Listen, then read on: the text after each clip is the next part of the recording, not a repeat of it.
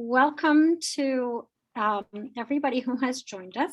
And let me introduce myself. I'm Kasia Cordas. I'm co-director with Dr. Samina Raja of the Community for Global Health Equity. Welcome to this last seminar of the semester of our Building Blocks of Equity seminar series. The seminar series explores how academics at all stages of their career form effective partnerships. We particularly want to understand how students and early career faculty can engage in research in Global South communities, and how students can contribute to building equity. And we've been very fortunate throughout this semester to hear from teams that consist of mentors and mentees and community partners. And that's what we have today for our session as well. So our speakers are Professor Korydon Smith. He is the chair of the Department of Architecture at the University at Buffalo. And he works at the boundaries of the field of architecture, where the opportunities exist to challenge convention and make unexpected connections. He applies his dual training in architecture and higher education leadership to work across disciplines from planning to anthropology to build design solutions for those who have been traditionally marginalized or excluded from decisions about the design of their built environment. He joined the Department of Architecture in 2012 from University of Arkansas, where he served as, for 11 years as professor in the Fay Jones School of Architecture and Design. He is joined by Michael Lundquist, who has worked for more than 30 years in community-based human services and developed the Polis Center's international programs starting in 1997. He holds a certificate in advanced graduate study in education from Bridgewater State University and a master's in education from Cambridge College with a concentration in administration and management. Also, part of the group is Nicole Sarmiento. She is a graduate student in the Master of Architecture program here at the University at Buffalo, and is a research assistant with the Wounded Warriors Colombia project. Nicole is a professional who is licensed in Ecuador and graduated from the University of Cuenca.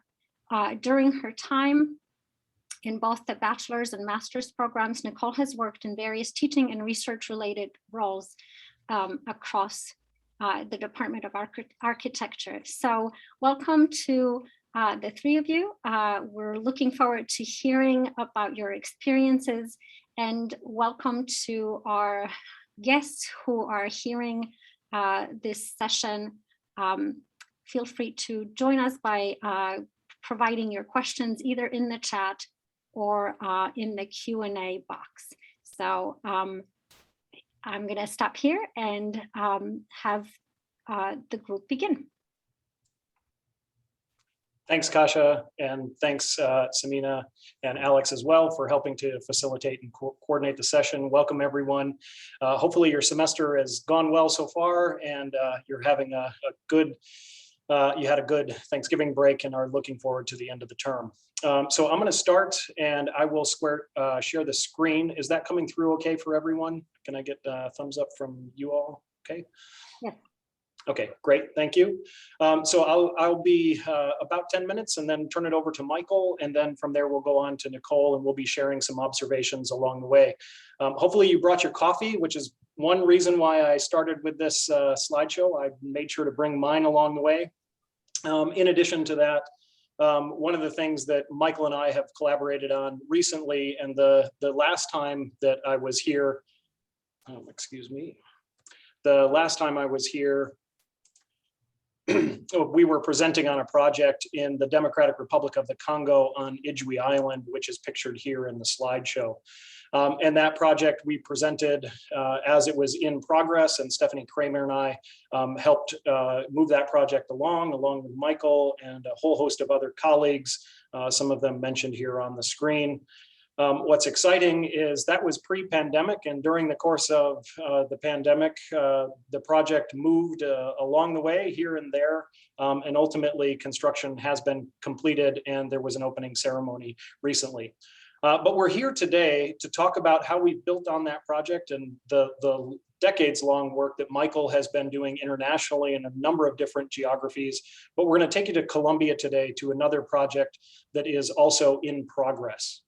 But what I want to do is start first in another geography. And what I'm going to do is lay out kind of a big picture set of things, then turn it over to Michael and the work that the Polis Center has done, and then over to Nicole to talk more specifically about the project that we have right now.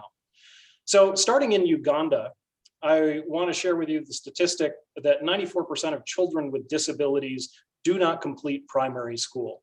And this raises a number of questions for us. We could look at something similar in terms of gender and cite the statistic that 1/3 of countries have not achieved gender parity in terms of education. And of course, with both of these things, we ask the question, why? We ask this question from a research standpoint. We ask this question from an implementation standpoint, and I'll be talking a little bit about both of those. And there are a number of answers to this question. There are social answers to this question. There are economic answers to this question. But one of the other things that we focus on here in the conversation today is the role that the built environment plays in both of these things in terms of gender equity in education, or also in terms of education for children with disabilities and the role that the built environment plays. And oftentimes it is something that is rather hidden. I can ask this question in another way. And of course, as faculty members, we frequently ask trick questions. So my trick question of the day is, which matters most? The student, in terms of the educational outcomes, the student, the parents, the teacher, or the classroom? And which of these has the most impact on the outcomes of education? Of course, all of these things play a role. But the thing that I would stress is that research shows that the teacher and the design of the classroom actually play an equal role in terms of educational outcomes. So the US, or the United Nations Sustainable Development Goals, SDGs, of course, they focus on a number of issues around issues of equity. Of course, item 10 is squarely focused on this, but we also, item 5 in terms of gender equality. Within number 4, the quality of education, there's an equity piece to this. And then even within other built environment elements such as clean water and sanitation, number 6, equity is part of this. And I'll go into this in a little bit more detail in just a minute. But this is coupled with the UN Convention on the Rights of People with Disabilities. And this convention had more national signatories than any convention prior to in United Nations history. So it's important to understand that the value in being able to improve equity for people with disabilities is something that is a shared global goal, but we see fall off in terms of implementation. And that's one of the things that Nicole is going to focus on. One of the other things that I'd want to share is that we have to understand that disability is a cultural construct, not just something that exists in an individual human body and something that is a physical concept, but disability and the definition of disability changes from one cultural and geographic context to another. And it's both highly contextual, what is or is not a disability, what does or does not impede social mobility, economic mobility, access to education. There are a number of factors at play here, but it's also something highly individualized. And again, this is one of the things that the work of Polis Center and one of the things that Michael is going to talk about is the very individualized approach to being able to improve equity. Of the billion people worldwide with disabilities, this is the estimate, 80% of them live in low and middle income countries and low and middle income contexts.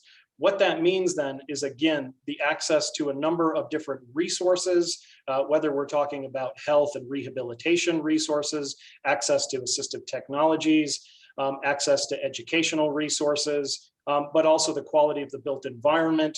All of those things are challenges that we see in low and middle income contexts. Looking at this from a framework standpoint, so one of the things that colleagues and we've identified is there are a number of gaps to be able to achieve equity in terms of disability rights. One of the things that we tried to develop is a framework to better understand this and the role of the individual, or the P, the person in this case, the role of society in this case, and also the role of other environmental factors in being able to achieve equity. So all of these things impact access. So my physical health, my mental health, cognition, those things impact my ability to access services in built environments. In addition to that, there are social and cultural factors. Some societies will assign a certain degree of stigma to certain types of disabilities, and therefore those people are restricted access to specific places, whereas other societies may be more inclusive in their approach to disability. And likewise, there are environmental factors, particularly the built environment. Around all of this are institutional structures that can have some role in being able to modulate each of those other elements. And the degree to which these things all overlap, the P, the S, and the E, what is represented by those, the degree to which they overlap represents the degree to which we achieve. In this case, we were looking at water and sanitation, but the degree to which we achieve equity. Looked at another way, we could say that in the current context, the built environment in a number of places is something that is isolated from a realization of design for disability, and therefore is restrictive. And therefore there's a reliance then on the individual person with disability on oftentimes family caregivers. And so that's what's represented in the first of these three diagrams. Is the S overlaps a little bit. There's a little bit of social support in the case of family caregiving to be able to assist the person with a disability. The near future, or what we might refer to as improved water, sanitation, design of built environment, we see that those things start to converge a little bit more. And what we're trying to achieve is something where we are much more fully supported as individuals by the built environment and by society. So again, colleagues and I, one of the other things that we were trying to do as a means to reach the SDGs, especially in equity and education, was to really look at the role of school designs, and specifically water, sanitation, and hygiene, and to develop new tools for being able to assess built environments on the degree to which they meet the needs of people and students with disabilities. And so I'll move here near toward the end of my piece of this before moving it forward to say one of the other things that we were then able to do in terms of building out frameworks, then from that carrying out research and developing evidence, was go back to that question that I shared with you earlier about Uganda and the number of students with disabilities who complete primary education, and point to one of the factors that's critical. And I'm just showing you one tiny slice of that information. And that is, again, in Uganda, in the schools that we looked at, 3% of water points. So of all of the access points to be able to provide water and as well other sanitation and hygiene are accessible to children with disabilities. So one of the reasons that children are not able to attend school is because of the design of the built environment. We could reflect on, and maybe this is foreshadowing toward the end. Again, we talked about when I gave the presentation last time on the design of the center on IJWI, the training center and cupping lab. But it would be interesting to also compare, because one of the things that we see, and again, Nicole will talk about, is the breakdown between what the policy is, what the codes suggest, what you actually design, which was the previous slide, and then what you ultimately end up with in terms of construction. And so at each of those points, we see a potential for breakdown in the goals that you're trying to achieve. With that, I'm going to stop my screen share and turn it over to Michael.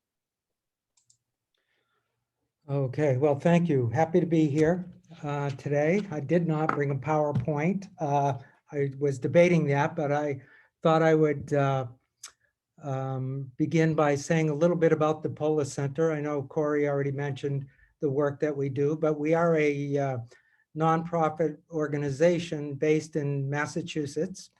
And our mission is to support people with disabilities and people, especially people disabled during conflict around the world.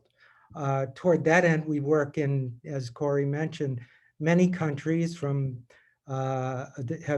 done a great deal of work in Latin America, Southeast Asia, Central Asia, and essentially all over the world. Currently, we have a rehabilitation facility in Jordan that's supporting Syrian children who are traumatized during the war. We provide a full range of rehabilitation services for those individuals. We also started a new project in Mosul, again, to support children who were traumatized during ISIS occupation of Mosul. That's a relatively new project that we just began. And another project that we should be able to devote a little more time to at the end of our discussion is again, kind of a new project in Colombia. Well, Polus has been working in Colombia for many years, supporting landmine survivors there. This new project targets people who were formerly Colombian National Police and were injured by landmines or explosive devices during coca eradication. Oftentimes, these individuals were around coca fields, pulling up coca, and there was drug cartels might have planted improvised explosive devices around the field or even within the field. There's all sorts of insidious ways that they attempted to protect their coca crops. The Polis Center really, before we begin any project, I want to talk a little bit about our approach to developing services for vulnerable people. Not only people with disabilities, but we've worked with other target populations, people with leprosy, people who are suffering from food insecurity. So a number of different populations. We would use this same approach, which we refer to as a person-centered approach. And the way that I probably could best explain that is to really compare it to what I refer to as a program-centered approach. Now, for example, a program service is really focused on the program itself. And it's not to disparage organizations that use that approach, because oftentimes that's really the best approach for approaching certain problems, like COVID, for example. You're trying to reach as many people as quickly as possible to disseminate vaccines. Or if you're working in Haiti, for example, there might be food insecurity or people need water. So it's really makes sense for people to disseminate a singular type of intervention as quickly and as efficiently as possible. And in many cases, especially when there's some kind of emergency situation, this approach works quite well. But what I've discovered after working for many years around the globe, working with people, populations such as landmine survivors, they have many needs. They're not a singular intervention is not going to necessarily improve their life situation. And I can sort of use an example of this. Many times I'll work in countries and some organization will develop a strategy. They'll say, implement a microloan program. And it's not that microloans aren't bad, but to disseminate microloans to a large population is probably not the best use of resources. Oftentimes, for example, people may have more pressing needs. They may suffer from psychological trauma. Oftentimes, people who have been injured severely by landmines and suffered trauma may have other kinds of problems with addiction, alcohol, things like that. So you can imagine that using a strategy to just provide everybody a microloan might not only not be effective and not a good use of resources, but may even be harmful in some cases. The person-centered approach really takes into account the complexity of human beings, that all of us have multiple needs. And sometimes when we meet these needs, we need to go on to something else. It's not a one-size-fits-all, nor is it a singular intervention. The Polis Center, for example, working with landmine survivors for many years, oftentimes we've worked with people who are just incredibly traumatized. They can barely get up, get out of their house.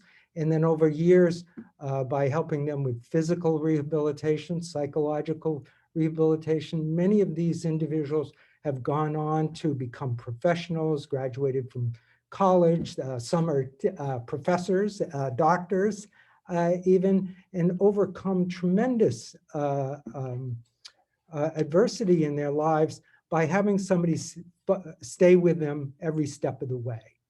And that's what Polis Center tries to do. That can be very challenging sometimes, but nonetheless, we believe that that person-centered approach is very important in the way that we disseminate our services. Now, I know that we wanted to, the topic was co-producing knowledge and the benefits of that. And I did want to touch a little bit upon Polis Center's, again, its approach, person-centered approach. When we develop a program, it is really designed by the target population that we're working with. We take great pains to meet with people, and we do not conduct surveys, but we conduct interviews with people who are potential service beneficiaries. Now, these interviews, they're done by teams, and they're also done by teams, and I think this is a bit unique by the Polis Center. We bring in teams, the team makeup is from people from all walks of life.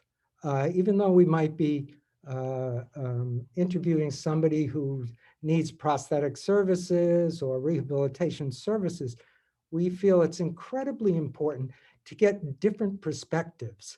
And we do this, sometimes teams that, there might be an artist on a team. I've had people with legal, who are lawyers on the team, psychologists, and just people from all walks of life. And what we have found is that after these interviews, the information that we gather is so much more helpful in terms of strategizing how to support that particular person. And that once we gather that information and we're able to identify what a person's most pressing needs is, we prioritize those needs, and then we really develop strategies and interventions to address those needs. And as I mentioned, if sometimes, again, human beings are very complex, particularly people who have undergone these kinds of experiences, so their needs are changing over time. And you have to be aware of how those needs are being addressed and how they might change. Another really important element to our implementation of services, we always say it's we want to focus on the person, but we also want to know how do you get the right service to that person in the right way by the right person. And what I mean by that is oftentimes when we're working with people, we're trying to match somebody who can benefit from the services. We're trying to identify a person that would work well with them. And many times that's somebody who's had a similar experience. So to go into our Colombia project, for instance, we have many injured police or former police who are working with recent landmine survivors. It's sort of a peer-to-peer support strategy, and that seems to work really well. Or in sort of in another vein, you wouldn't want, for example, if there's a female female who has been injured by landmines, you may not want to have the male going in and interviewing this person, especially if there's been domestic abuse within the families, which unfortunately in many cases there are. So that's a bit of the what I would, our strategy, kind of an overview of our strategy.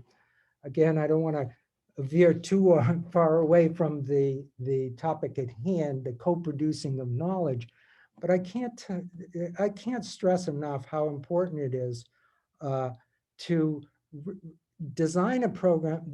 Your service beneficiaries, the people you're trying to support, should be driving the design of the program that you're trying to develop. And that's what Polis Center is very, very committed to. Okay, so thank you for that, and I'm happy to answer any questions.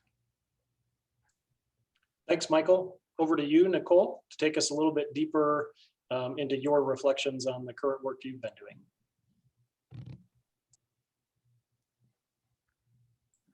Hello, everybody. I will share screen. It's okay. Can you see my screen? Okay. Hello. I'm Nicole Sarmiento. I'm a graduate student in the Master of Architecture program. I've been here for a year and a half, almost in GB, but I came from Cuenca in Ecuador. Here is a picture of a building, like School of Architecture, where I studied. Since I was in undergrad program, I've been involved in different projects, like outside the classroom, that I found like the more interesting places to learn. This is one of the projects that was made like at the end of my bachelor's degree. They asked us to design a huge sports center for for a small town, but for a regional public. But even though we had all sorts of side plans and information, we decided to go on site to do a visit. And talking with people and doing some taking some pictures and walking by, we end up finding these problems in accessibility. This raised the question of like all of us, like, well, we are going to design this like all different very nice academic architecture projects here, but how is people going to get actually here? Like, because the state of the roads were like, some of them were very difficult to even walk through. So before even starting designing this, we end up presenting a set of plans to the municipality for the streets and the intersections near the site, and for some types of different kinds of roads, depending on the size of or the space that they had for the whole town. And now I moved to Buffalo, but working in this project, this brings me back closer than what I imagined. So the first thing that we were looking at when I started working a few months ago on the project was like some statistics in Colombia, and things like 23% of people with disabilities are excluded, and how this number gets higher when we talk about like a rural environment, and some other statistics like 60% of the people that get injured, but mine is like members of the police. We started doing some literature review and looking at different thesis and research paper, diagnosis paper and reports about disability in Colombia, disability in rural areas in Colombia, some architecture projects and intervention in some places in the same context to improve some accessibility issues. Also, we started looking at different laws and building codes in Colombia and started collecting those. And when I was looking at this, it was like a great amount of information of like, for example, the accessibility to the physical environment in public spaces and higher education institutions. But even though there is this all sort of like building codes and information, I was looking to some places in rural areas near Bogota, like police centers, and looking that there is some physical barriers in terms of accessibility to access these public buildings. Then we also have been looking at the different buildings that police victims of this police with disabilities needs to access to, and we start to mapping those and locating those in Bogota and outside, like the Directorate of Social Welfare, the Directorate of Health, and different hospitals in the city, the National Directorate of Schools, where they receive training, and different other buildings that were in those in that portfolio. Then we have all of that in like all that information, and we start looking at the connections between those and the public transportation near and how those get connect among them and with the city in public transportation. I think like the most important thing for this is a student, an architecture student, is like in each of the projects that I've been involved, it gave me like a different, I will say, glasses to see the world. And now like working in this context in Colombia, that reminds me some of the images, codes, things that I read and doing the literature review reminds me of, take me back to a very similar experience that I have seen when I was in Ecuador. And even though I had some of that knowledge in the back of my mind, I feel like now because of this, it brings me that different pair of glasses that I see the things differently, things that I experienced in the past and things that I am experiencing now, that I can kind of like rethink about those and seeing how different like the experience was, like that things that I didn't even notice because maybe because I am in an able body that didn't have this problems like accents or experiencing some places. So I think that's the like the most important thing that I take out of this is like this way to open the mind and bring in things that were like back in my head about like ADA, but like right in front of my head when I experience new things. Yeah, that's it. Thank you. Thanks, Nicole. And before we open it back to our facilitators, I wanted to say that Nicole included that one table with all of the research, not so that you all could see it, but that was her cheeky way of saying that as architects, we don't just jump into trying to design things, but do a lot of background research. And so Nicole has done a lot of great background work, again, as a means to understand how disability plays out in this particular context.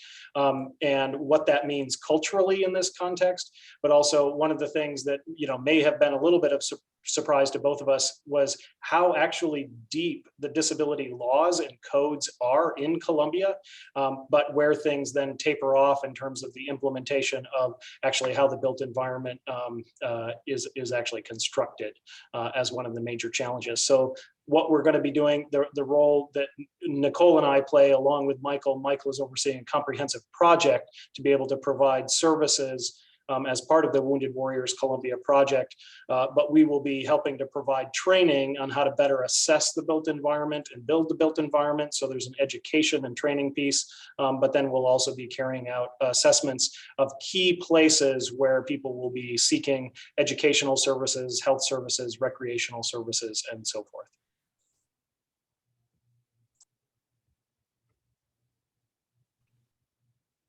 Wonderful. Thank you so much for these three presentations. You should now feel free to begin dropping in questions to the chat, and I already see one, so thank you for that, or into the Q&A box. So I'm going to read the question from Dean Shibley, which is for Michael. Are there limits to a position like beneficiaries of a program should design the services? For example, when does the principal impose unwanted attention or responsibility? Can you be a little more clear about the question? I'll rephrase as well and maybe ask another question, and then Bob, if you want to add to it, please do so in the chat. But Michael, do you ever experience in the one-on-one deep interviews with people who they themselves, the beneficiaries who are effectively designing the programs of intervention that you're talking about, do you ever get anything back where those people feel added burden or responsibility in doing that and participating in the work, either for themselves or on behalf of other people? Is there increased burden experienced by that group of individuals? I can honestly say no, I haven't seen that before. Frankly, people are so thrilled that that people have taken interest in their lives. You know, oftentimes, whether it's in Colombia or many other places that I've worked around the world, that people are often isolated and, you know, obviously stigmatized. And for some, as soon as, you know, the majority of times when we go in and we meet with people, they're incredibly, you would think, especially with a gringo heading to Latin America and asking them questions, that you'd think they would be very hesitant to share, particularly the details about what happened to them. And that's never, frankly, been the case. And I guess the other part of the question is, when they do feel like they're part of something, do they ever feel a burden from this? I haven't, not to my knowledge, quite honestly. I think they're so happy that they're able to, you know, share their experiences, oftentimes with other people who have gone through similar situations. So I guess, I don't know if that answers your question, but at least I hope so in any event.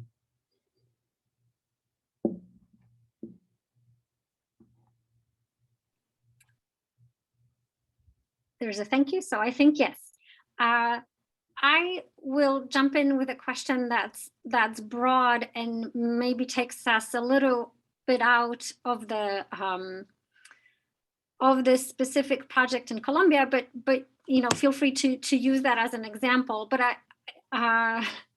since some of my global health students are in attendance, I'm going to ask the same question that I've been asking of some of our guest speakers throughout the semester. So, you know, climate change has a lot of different repercussions for people, and I think they're probably felt quite acutely or more acutely by people with disabilities than they may be by able-bodied people. And I wonder if you can talk a little bit about just more broadly in terms of policies and goals and thinking around disability and accessibility. Is climate change or things like flooding and needing to seek shelter quickly because there is, a hurricane that's coming. Is that really being considered in a lot of these policies or in the thinking currently in terms of design? I wonder if you could talk about that broadly and also with specific projects, if you can address that.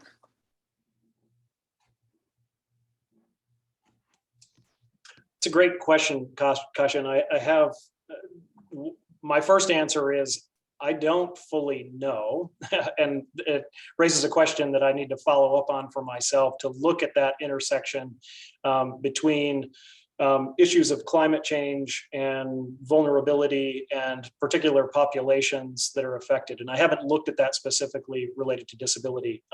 What I do know from experience and other research is that people with disabilities often live in very challenged environments and geographies, and whether that is in the microcosm of the individual household, and those are households that usually have, less access to education, less access to, again, economic mobility when disability is present in a particular household. And that's because of the person with the disability in certain contexts where, because of social stigma and other things, might not have access to employment directly. But in addition, because there tends to be a reliance on caregivers, that means that caregivers then are also not able to access full-time employment. And because of that, then the type of housing that someone lives in, that itself structurally may be more vulnerable, in addition to the geography, where they might be closer to floodplains and those types of contexts as well. So you're going to see that intersection that we would see not only just in disability, but in other vulnerable populations. So that's an initial broad answer, but I'll turn it over to the others. Well, yeah, I mean, I see effects of climate change on a regular basis, and especially in Latin America, especially Polus works with many people who have been injured are coffee farmers. And they, it's been landmines and so forth. But the coffee industry, specialty coffee industry especially, has been devastated by climate change. Specialty coffee has grown at a certain elevation, and they have to keep moving higher and higher in these elevations in the Andes and in other mountain ranges where coffee is grown. So it has not only on people in disabilities, but entire communities and families. Economy sort of trickles down to people who are disabled, who are often viewed as the burden to the family. So the last to, a lot of resentment if somebody can't work because they have to take care of somebody, or a spouse who isn't able to perform their grow coffee anymore, or pick coffee anymore, or do any number of tasks. So there's a real impact there. And also I have seen firsthand the devastation of mudslides that have really rolled over entire communities. So I'm sure there's a lot more that we could look into how climate change is affecting specific population like people with disabilities. I'm sure it's profound. In terms of the codes that I've been looking, I don't know exactly about climate change, but about like how to evacuate a building. There is clearly some things in the codes in Colombia that are specified for like these routes of evacuation and space and the egress. So people with disabilities can wait in this more a safe space to be helped. But I don't know yet, but I don't know how those are being followed or not. But the code consider it. I don't know if it fully consider things like with climate change, but yeah. Thank you all for those great answers. There's another question from Pier Paolo for Michael. How long does a project typically last that that Polis Center is involved with, if there is a typical duration? Pier Paolo is curious what happens after a project ends and whether the service recipients then continue on their own, or if there's follow-up. Yeah, that's a great question, and probably one of the first questions donors will ask, potential donors will ask you is, how are you going to sustain the program when the money runs out? And I think there it is really imperative, and in the NGO world needs to do a better job of this, is developing partnerships, and especially with governments. I think it's a disservice to go in to a less resourced country and set up, for example, a prosthetic program that might be funded by the US government. So you have a funding for 2 or 3 or 4 years even, and then the funding stops. What are you going to do? The people need new prostheses every couple years, or children even more than that. And are you going to give them a prosthetic and then just say there's never going to be another one? So the short answer, I guess the first part of that answer is we need to do a much better job of partnerships. And Polis, we've done that to some extent. For example, the project in Colombia, we're partnering with the Colombian National Police, and they will carry when we're gone, we're quite certain that they're going to carry on the work of the Wounded Warriors project. In Jordan, for example, 10 years ago, I was really worried. We started a rehabilitation center there. And this was even before the Syrian conflict, before the war. And once the war broke out, there was more donor interest. So we've actually supported the rehab facility for more than 10 years. But every year I wonder, where that's going to go. And then I know this is a long answer, but it's a great question. And the last one is, really, I think NGOs should really look at leadership development within the populations that they're working with.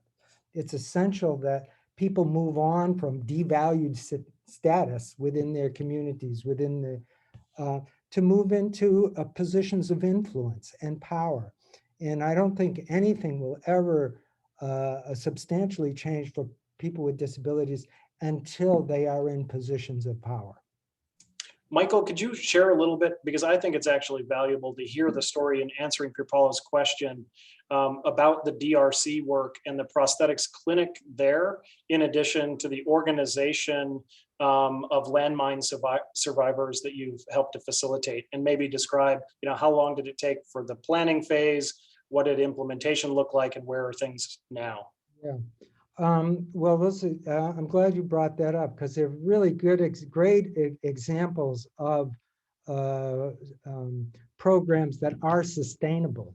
In the DRC, we worked with a rehabilitation facility there, this CHP, a terrific organization, which is not, frankly, easy to find sometimes in the DRC, that ran prosthetic rehabilitation program. And what we sort of negotiated this deal. We said, we'll come in and help you build your capacity for rehabilitation, prosthetics, orthotics, wheelchairs, but we want to make sure that you bring in, there are no women prosthetists in the program. And we said, if we can bring in a couple of women to be trained and develop their expertise, once we leave, you have to, we need to discuss you hiring them. We didn't tell them they had to, but they were happy to do so. We did a fairly good job of screening people's proclivity toward learning those skills. They did a great job, and they're currently employed at the rehabilitation center. And the other example, Corey, what were you mentioning? I was talking about the advocacy organization in the region as well. Yeah. There's another incredible challenge around the world for the creation of disabled persons organizations. Many NGOs or aid organizations realize that self-advocacy is paramount for promoting human rights for people with disabilities. The problem has been that there isn't a sustained effort, number one, to do that. It's usually a sort of go in, train people in human rights, leave them and let them fend for themselves, which usually, frankly, doesn't usually go very far. So in order to address that kind of problem, we formed a disabled persons organization made up of landmine survivors in the Democratic Republic of the Congo. We actually began with 50 landmine survivors who came together. We supported them to develop their own organization legally as well. They've formed a nonprofit organization, and we encourage them to develop certain businesses, and they did a terrific job. They got, because they're in the Congo, right on the periphery of Lake Kivu in the Eastern Congo, they built these boats. So we brought in a boat builder, and they trained their organization to build the boats. They build them themselves, and they're huge. They're 30 feet long, and they use the boats to transport coffee, transport people to all over the island now, and commercial goods. And it's a revenue generating project that's used to support the association. So it's a very, I have to say, I haven't seen a lot of those kinds of efforts. I hope that this spurs other interest in developing entrepreneurial activities which can sustain DPOs in the future. Thank you. There are a couple more questions, so I'll ask the next one from Alex. Can you share a little bit about how you find partners on the ground? How do you vet your partners and ensure you are working with people that are right for your project? And perhaps as a sort of a follow-up specifically to Nicole, if you can talk about what your role with partners in Colombia has been, and how you work with partners in Colombia. Maybe you can add that as well. So go ahead, anybody. Nicole, did you? Or did you? Well, I think the first part, Michael, maybe you can answer, and Nicole, maybe what you could talk about is how you imagine what that will be, because right now where we are in the project, and because of COVID delays and other things, Nicole and I haven't worked directly with partners other than through Zoom meetings like this for now. So Michael, how do you evaluate? I mean, you found me somewhere through the internet, and how'd you know that that'd be even worthwhile? But maybe more importantly, how did you, all of the different geographies that you work in, there have to be all kinds of different actors that you might work with, and how do you determine who's going to be most valuable in any project? Yeah, with us, Corey, it was love at first sight. It's a really good question, and I would be disingenuous if I said that it was easy to find partners. There's partners out there, but it's really about making sure that they have similar mission, commitment to that mission, and I don't know, you got to do your homework and you've got to take your time. And I think you can't let, oftentimes it's very enticing to get involved in projects because there's money involved and sometimes large amounts of money. And if the decisions are not thought out carefully and you really need to say, well, it might be a good project. There might be good support and there's a lot of promise here, but it's not the right partner. And that comes up more than you would think, but when you do get the right partner, and Corey's, not to be flip about this, but before I called Corey, I called several universities and I said, Polis Center has this great project in the Democratic Republic of the Congo. And sometimes people would go, oh, immediately, our students could never go there, or we can't go there. What's the situation there?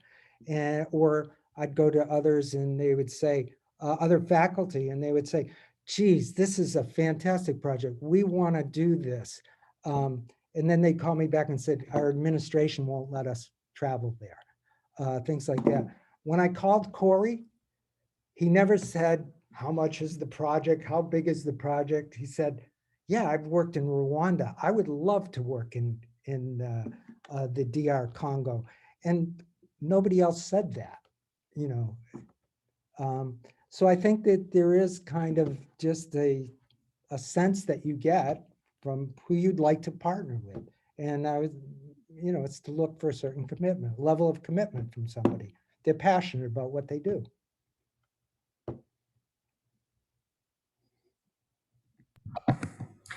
Thank you. Nicole, do you want to jump in with what you're, sorry, Samina, with what you're imagining or you are planning your relationship with the partners on the ground in Colombia to look like?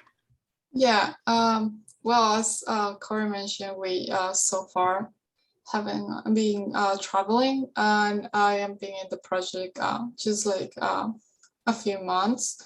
But so far, like while doing the literature review, I was also trying to identify the authors of this research that is closely related with the project, and trying to see if they are people that is a lot involved in this kind of topics and other articles that they are publishing. So to identify possible people to ask more questions about or partner with, but I don't know yet how this will look like, but yeah, this is what I've been doing. Yeah, and maybe a bridge between the last two answers is we're trying to do some detective work to identify potential university partners, other architecture faculty, for instance, to answer that long range question of people who are there, maybe who are already starting to do this work or who might be interested. So we want to be able to involve them in the training programs that we're doing, as well as some of the accessibility audits that we'll be doing along the way. So we're trying to, in addition to the partners that are well established with Michael's team, we're trying to spread out from that to be able to get some of the disciplinary expertise in architecture, design, engineering, rehabilitation sciences, and law as well, in terms of that scope of work. And then what we will be doing when traveling in country, we had imagined that initially, under ideal circumstances, Nicole and I would have been part of the interview teams that Michael talked about as well. So we're gaining that firsthand knowledge and firsthand conversations with the individuals that are part of the ground up work here, so that then when we also do the accessibility audits and the training, we've got that firsthand knowledge that we carry with us, and then we can translate that into those contexts as well. So I think it's useful to understand how the program has actually been designed from an ideal standpoint. Again, COVID notwithstanding, that's the way it would play out.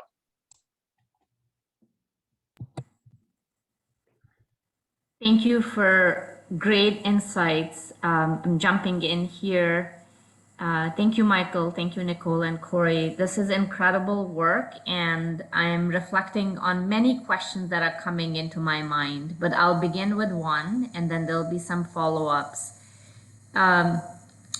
Michael, I heard you talk about the importance of partnerships, and I appreciate that very much. And partnerships are difficult under the best of circumstances. In stable societies, having partnerships are challenging. It's difficult to build partnerships in Buffalo or Massachusetts or New York City. And here you are encouraging us to think about partnerships in societies that have been torn apart by conflict and people are survivors. So I'm wondering if you could share, I dropped this in the chat, but I'm wondering if you have run into the dilemma of seeking support from, we might call them aggressor states, countries, that are responsible for the bombing and the landmines in the first place. And here's Polis Center trying to rehabilitate the survivors of conflict.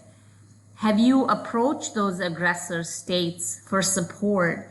And how do you navigate that tension that here are countries creating the problem that you then have to clean up and work on?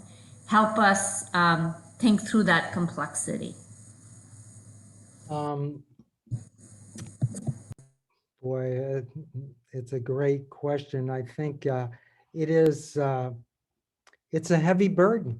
Honestly, Alex, I can say, I'm in Colombia, a country that's had 50 years of civil war and people continually planting landmines and blowing each other up. And I go, why are we there? If it's not going to stop, why are we there? Why are we in the Middle East? Why am I in Mosul?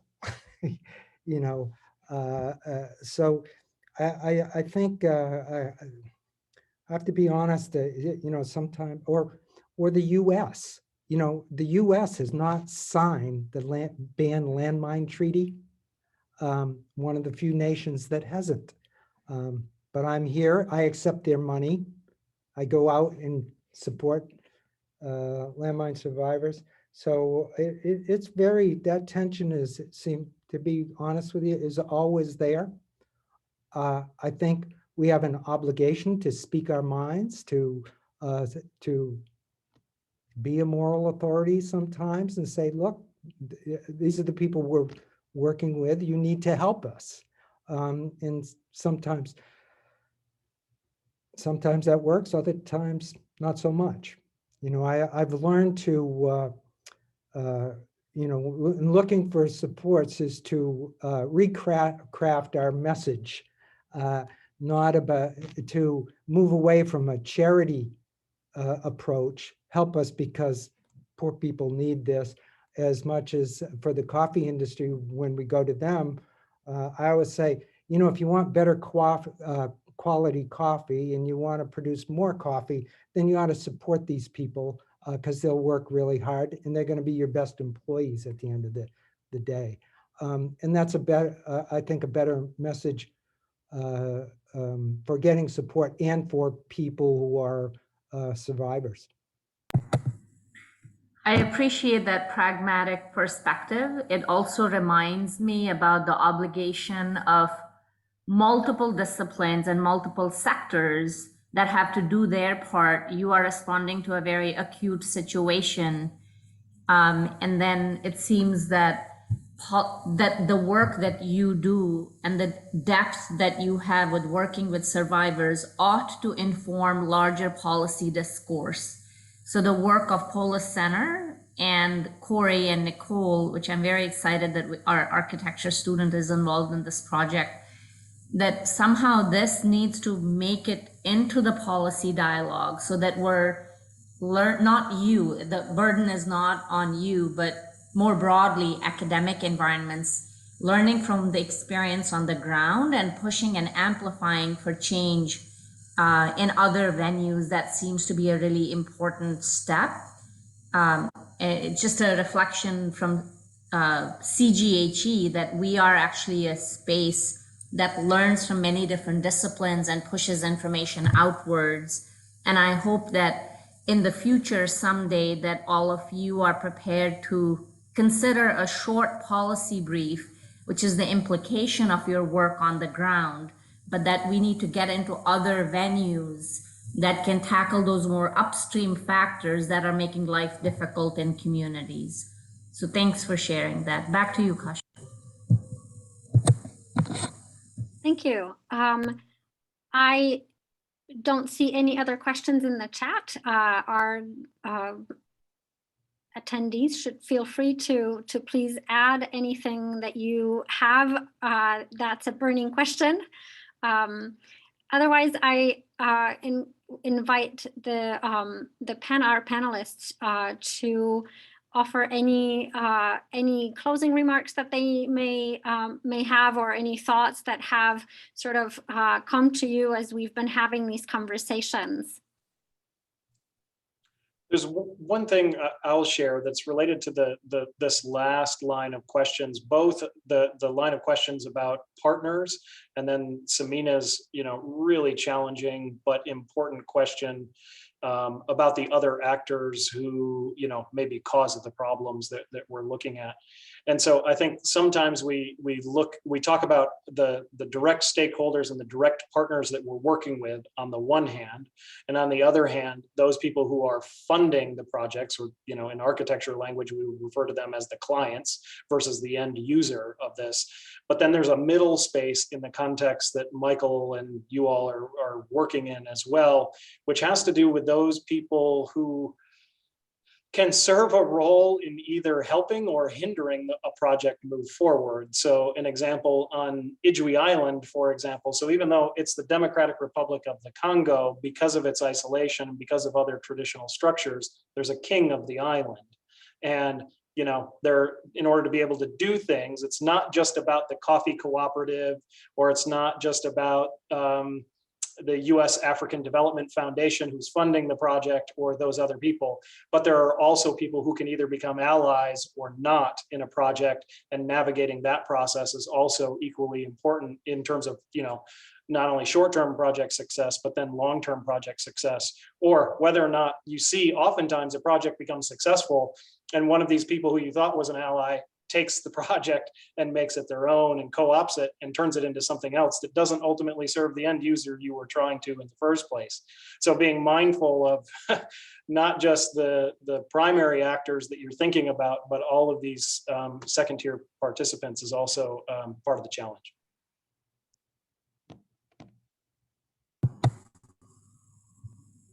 Yeah, I think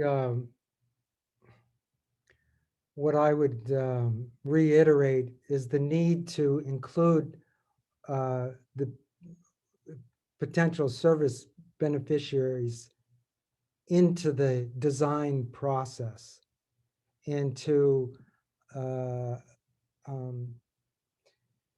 and I oftentimes people sort of purport to do that, but it's done through surveys or that sort of thing. I think the challenge is to really spend more time getting to know who people are, the people you're supporting, and putting in some ways to program in the program to make sure that people continue that kind of contact with potential beneficiaries. I'm here this week. I met with landmine survivors a month ago in Colombia. I spent 2 weeks with them, and they came to this camp in Saratoga, Florida, and I flew down here just to be with them because I felt that they had so much to offer in helping us continue to think out the design of the program.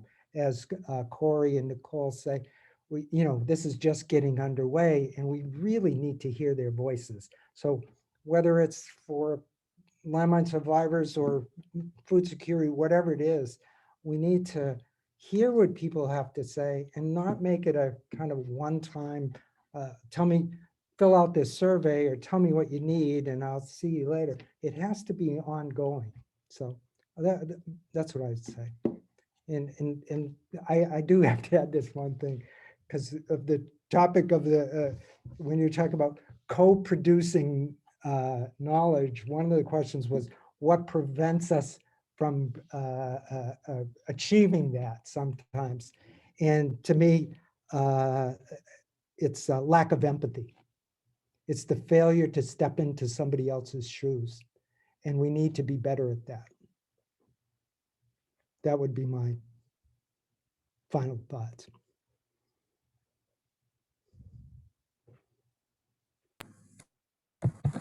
Thank you for that, Michael. I did sneak in a question for Nicole, if I may. There are students that dial into this session and they listen to it because it's recorded for later. Many of them are in classes right now. Now, when people think of architecture students, they don't immediately think research. And here you are in a rather complex project working with faculty and community partners.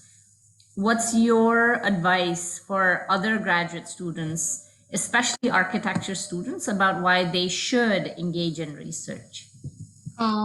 Yeah, that's a good question. First, I wanted to say that in my undergrad program, I had some training in research with an interdisciplinary group in the university, which I think is very important for all to understand, like when we are reading research, how to actually understanding in terms of like who is writing, what's the purpose of it, how are they presenting their information by their own bias. So just being able to read research paper and kind of like understand those biases, I think like it's important as a graduate student, and then actually being part of it. For me, the more I read, the more curious I am about a topic, the more I feel that I know nothing. So I keep like searching and then going to different ways. But I think like the more I read, the more complex way of see the world I have and the built environment, which I think is important as a hopefully future architect in the US, to being able to have this complex understanding of like what is surrounding us. So I feel like all of this is like what I've been learning through like reading research and trying to understanding it like in different perspectives. Thank you. Thanks, Nicole. I hope other students really take that to heart. I can tell you, as somebody who's not an architect, I didn't really know that architects actually do research until I started working with Professor Smith. So I do have two last questions, if Kasia will permit me. She sent me a message saying that's okay. And it's similar to Nicole, but flipped. We have, Michael, we have faculty too dialing in, and then we also have community partners dialing in. So my question, Michael, for you is, if you were to advise faculty on joining projects in conflict settings, what are some things that they should think about when they embark on such a project? Especially, what is some guidance on what not to do if they are starting to work or embarking on a project in conflict settings? I know it's very broad, but we do have faculty from many different disciplines. High level, what are things to avoid? You told us that it's important to have empathy, but what are some things to avoid? Well, getting into projects that are not likely to be sustainable. I think that's a constant challenge for NGOs. I don't think we've done a really good job at it. It's something that's very difficult, very challenging. And I think we, like the boat building project in the Congo and the DPO stuff, that we need to be much more imaginative. And I think one of the problems is that we're taking strategies or things that we've learned as nonprofits in the West and trying to transport them into other cultures. and it doesn't work very well, particularly in the Middle East. I find it's throw the book away. You really got to start new. So I would say, do your homework, really connect in advance. Don't just show up. You've got to get permission and partners before you even get on the ground wherever you're going. That's what I'd say. Thank you. That's great advice, and I really appreciate it. So last question to Corey. In addition to being a research partner on this team and a mentor, you also have an administrative role at UB as the chair of architecture, and you work with many different disciplines. What is your advice for early career faculty who hope to see themselves in the role that you are in, advising other students or working with community leaders and partners? What motivated you to say yes to Michael when he called you? He talked about empathy, but there might also be other considerations that early career faculty have to make. Give us your top advice, like 3 things, 4 things that early career faculty should think about, especially if they're going to be working in conflict settings. I wish you gave me a little bit more heads up on that one, but I will do my best. I'll start with when Michael contacted me. As partnerships frequently happen, out of circumstance, and all of a sudden you get something, and you're not really sure. What's the viability or the extent to which it's even real, right? We all get all kinds of email contacts and phone messages left of potential partners who are offering something, and so point number 1 is bring a great deal of skepticism to those things. Some of you know that we had a lawyer on staff, and so Michael and Polis Center was lots of work was done to determine whether they were real or not by our lawyer on staff. And then after a deep look at the projects they were doing, value statements, looking very closely at those missions, and to Michael's point about sustainability, are they working in multiple places, but just like for a year at a time, or are they working and committed to places for a long time? So I guess, point number 1 is, be skeptical, and do a lot of homework. Number 2 would be identify what's the partner's track record, and are they committed to the partners that they're working with, and working with those. Because I think as architects, we oftentimes, and I mean, this is the nature, every project is unique.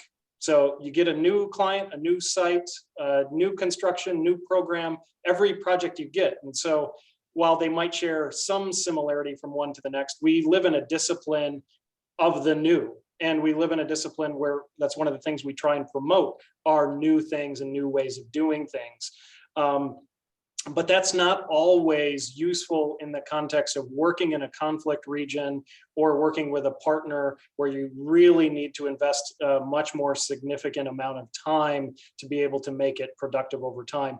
And bringing the kind of novelty brain that frequently comes along with architecture is not necessarily the most important or valuable view. I'd go back to Michael's comment about empathy as one of those, but also taking a more constructivist approach, meaning understanding the culture, understanding the way things operate, and you don't necessarily have to change that. That's not necessarily your role. Your role is to try and bring other knowledge that you have, couple it with the existing, maybe hidden wisdom that is in the place as a means to make success. So I guess those would be my pieces of advice.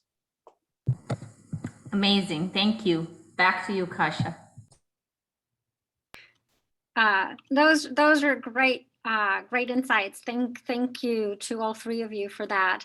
So with that, we're going to wrap up. Thank you, Nicole. Thank you, Michael, and thank you, Corey, for your time, for the great stories, the projects that you shared with us, and again, the insights.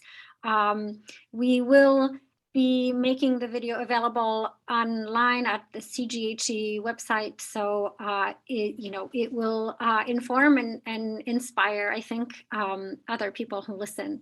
So thank you to our attendees, and we'll see you next semester.